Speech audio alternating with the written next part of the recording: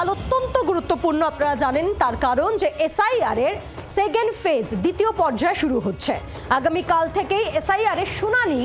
ইতিমধ্যে খসড়া তালিকায় বাদ 58 লক্ষ, কমিশনের নজরে আরো 1,36,00,000 নাম, আর এর মধ্যে 32 লক্ষ আনম্যাপড ভোটার।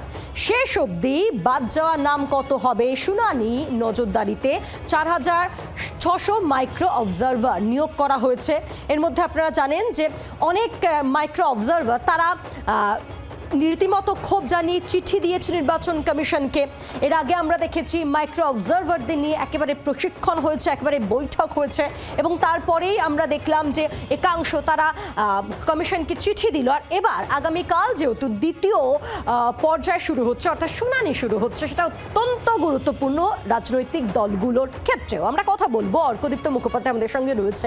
অর্কদীপ্ত, আগামীকাল থেকে দ্বিতীয় পর্যায় শুরু এসআইআর এর, এবং শুনানি যা অত্যন্ত সিগনিফিক্যান্ট এবং অত্যন্ত গুরুত্বপূর্ণ বটে। এসআইআর প্রসেসের মধ্যে এনিউমারেশন ফর্ম সাবমিট যেমন খুব গুরুত্বপূর্ণ ছিল, হিয়ারিং, কারণ হিয়ারিং প্রসেসের পরেই কিন্তু বোঝা যাবে যে ফাইনালি ফিগারটা কি হলো, মানে বাদ যেতে পারে কতজন। ইতিমধ্যে প্রায় 59 লক্ষ লোকের নাম বাদ গিয়েছে খসড়া ভোটার তালিকায়, এবং এই 14 ফেব্রুয়ারি যে চূড়ান্ত ভোটার তালিকা বেরোবে সেখানেই কিন্তু জানা যাবে টোটাল কতজনের নাম বাদ গেল, সংখ্যাটা আরো বাড়লো নাকি কমলো, বাড়ার সম্ভাবনাও কিন্তু রয়েছে পায়ের।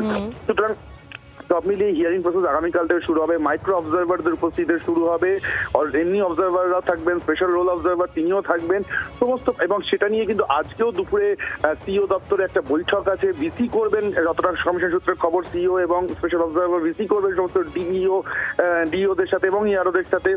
হিয়ারিংটা কিন্তু ভুললে চলবে না, ইআরও এবং এই ইআরওরাই করবেন। ফলে প্রত্যেক অফিসার প্রত্যেক দিন ম্যাক্সিমাম 150 জন করে হিয়ারিং করবেন, এই মর্মেই কিন্তু কথা বলা রয়েছে। ইতিমধ্যে অবজারভারদের ট্রেনিংও কমপ্লিট হয়ে গিয়েছে। আগামীকাল থেকে এই জায়গা থেকে চট করে জানবো, আমরা দেখেছিলাম এর আগে যে মাইক্রো অবজারভারদের একাংশ, তাদের মধ্যে একটা ক্ষোভ কাজ করেছে, তারা চিঠিও দিয়েছে, সেক্ষেত্রে সেই সমস্যা শুরু হয়েছে। দেখো, একাংশ বলা তো ঠিক হবে না, খুবই নমিনাল একটা সংখ্যা, প্রায় 4,600 জন মাইক্রো অবজারভার নিয়োগ হয়েছেন।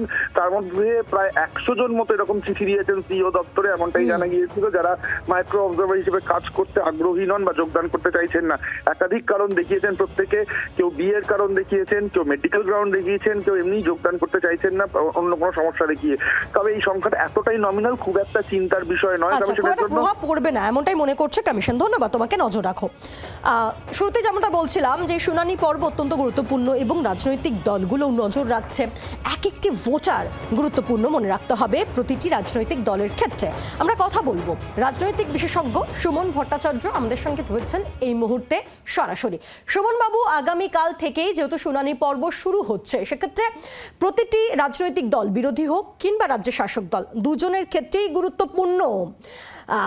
কোন কোন দিকগুলো এই মুহূর্তে দাঁড়িয়ে ভাবাচ্ছে রাজনৈতিক দলগুলোকে, কিভাবে ব্যাখ্যা করবেন, কি দেখছেন আপনি? দেখুন, এখনো অবধি আপনাদের প্রতিবেদনেও যা বলা হলো, তাতে যদি প্রতিদিন একজন ইআরওকে 150 জনের হিয়ারিং করতে হয় এবং তার সমস্ত কাগজপত্রকে পরীক্ষা করতে হয়, এবং প্রতি হিয়ারিং এ যদি আমি 5 মিনিট করেও ধরি, 5 মিনিট, তাহলে একজন ইআরওকে পার ডে 750 মিনিট খরচ করতে হবে, মানে ঘন্টার বিচারে 12.5 ঘন্টা। সেটা তো কোনো ইআরওর পক্ষে ফিজিক্যালি সম্ভব। ফলে নির্বাচন কমিশন প্রথম থেকে, যেটা নির্বাচন কমিশনের বিরুদ্ধে অভিযোগ, যে কাজটা 2 বছরে হওয়ার কথা সে কাজটা যদি 2 মাসে করার চেষ্টা করে, তাহলে যা যা প্রতিকূলতার মধ্যে দিয়ে তাদের যেতে হবে সেটাই যেতে হবে। 750 মিনিট তো প্রতি ইআরওর পক্ষে ফিজিক্যালি বা ভারতবর্ষের শ্রম আইন মেনেও এটা করা সম্ভব নয়। ভারতবর্ষের শ্রম আইনে তো কেউ 12.5 ঘন্টা কাজ করেন। ফলে এটা একটা অসম্ভব, মানে আমি কিন্তু মিনিমাম 5 মিনিট ধরেছি। এবার কারো ক্ষেত্রে কোনো ধরনের রেকর্ডিং করতে হবে, কোনো ধরনের কাগজপত্র পরীক্ষা করতে হবে, এটা 5 মিনিটের বেশি হতে পারে। ফলে একটা অসম্ভব লক্ষ্যমাত্রা স্থির করা হয়েছে।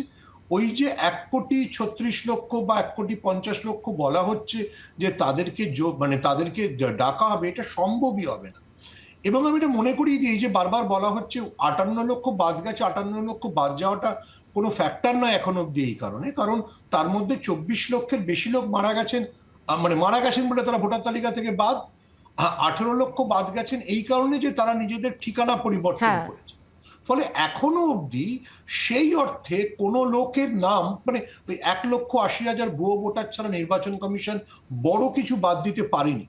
আমি আবারও বলছি যে নির্বাচন কমিশনের যে ডেডলাইন, যে পুরো ডেডলাইনটা তারা সেট করেছেন, সেই সেট করার পরে তার যা ফিজিক্যালি যতটা সেটা সম্ভব, সেটা সম্ভবই নয়।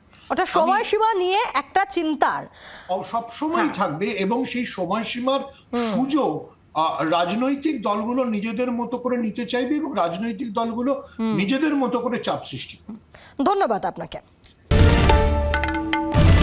বাংলার আওয়াজ, বাঙালির আবেগ, জি 24 ঘন্টা।